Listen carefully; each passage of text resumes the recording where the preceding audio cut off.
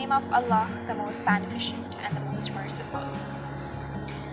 The word Alhamdulillah, a word you can say anytime.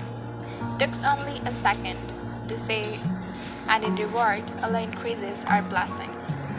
How beautiful is that? Allah always has a solution for every problem, a light for every shadow, a relief for every sorrow, and a plan for every tomorrow. We only need to trust Him. Allah blesses all in different ways, and that's why our test, or you can say azmaish, is different from others. Sabr is the best weapon we have during this. Sometimes delay in our plans is a last protection.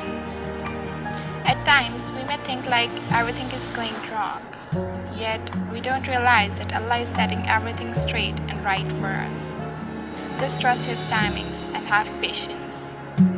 Soon you will be rewarded by Him.